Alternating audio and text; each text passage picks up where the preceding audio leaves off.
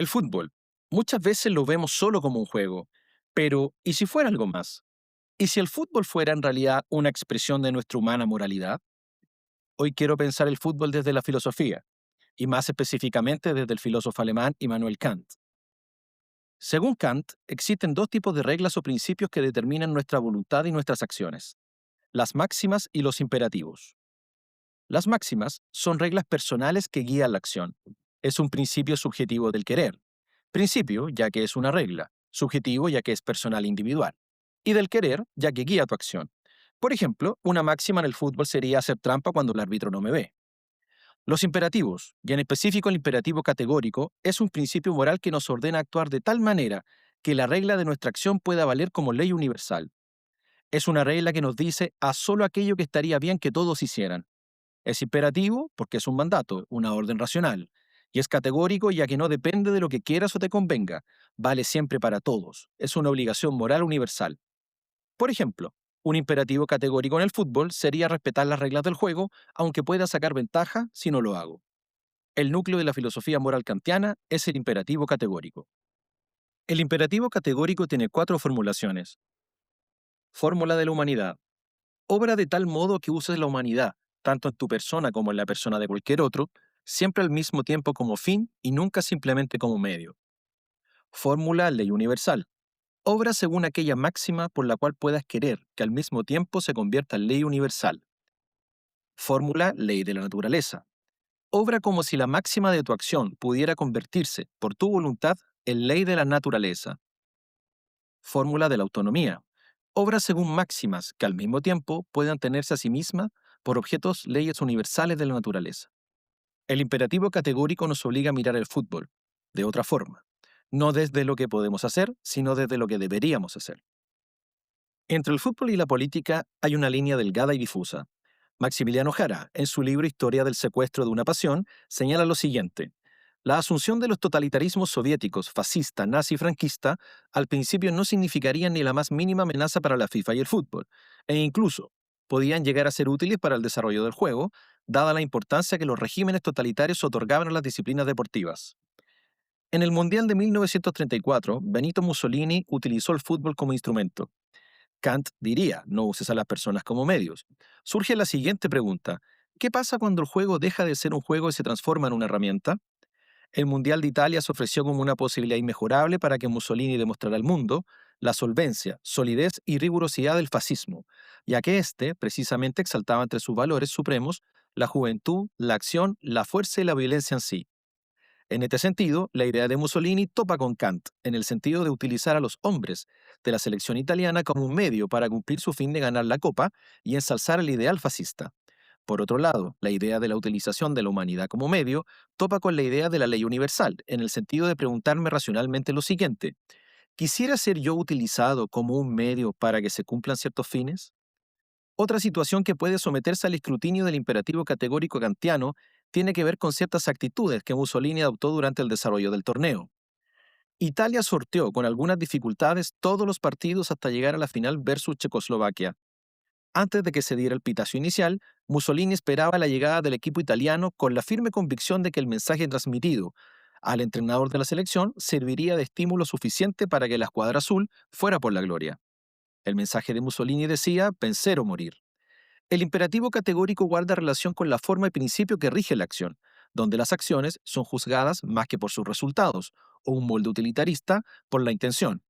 Después de todo, y como señala el propio Kant, no se trata si un fin es razonable o bueno, se trata de lo que uno ha de hacer para conseguirlo. La pregunta que surge en relación a lo anterior es: ¿qué tan libre es una persona si actúa bajo coerción? O en el caso descrito anteriormente, ¿es la coerción un buen medio para conseguir ciertos fines? ¿Puedo querer que la actuación coercitiva se transforme en una máxima universal, en una ley de la naturaleza?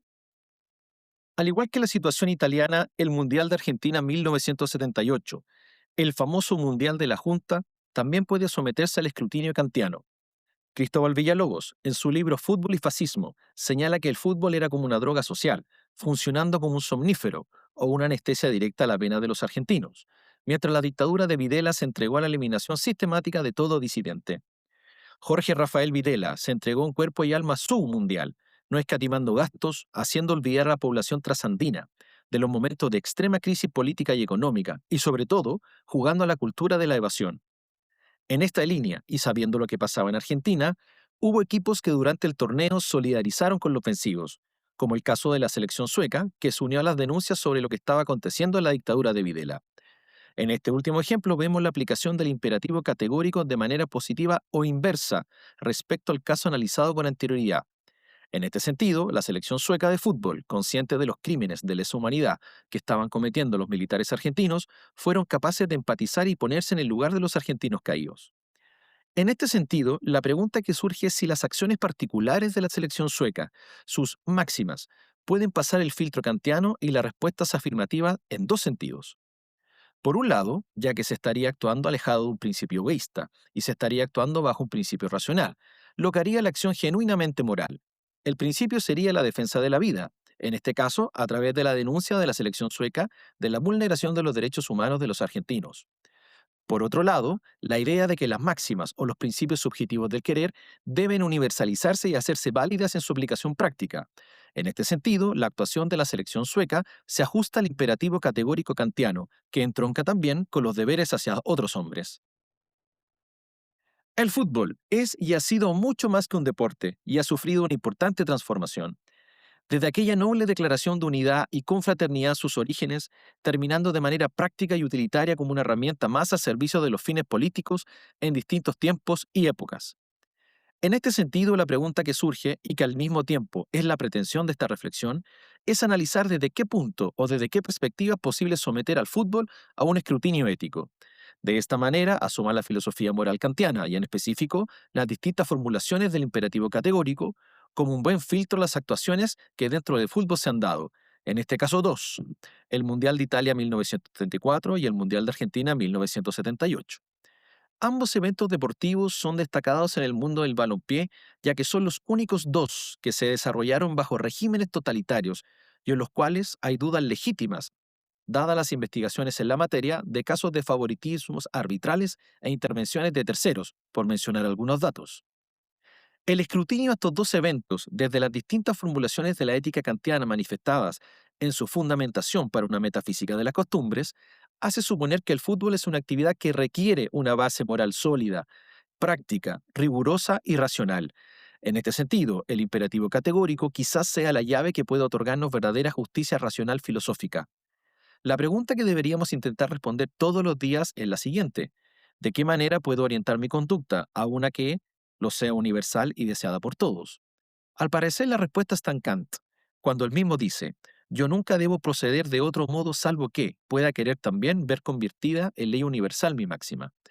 Quizás el imperativo categórico sea una forma de pensar esa base. Tal vez la pregunta más importante en el fútbol no sea cómo jugar mejor. Tal vez sea esta: cómo jugar correctamente. Porque cuando el fútbol pierde sus principios, también pierde parte de su sentido.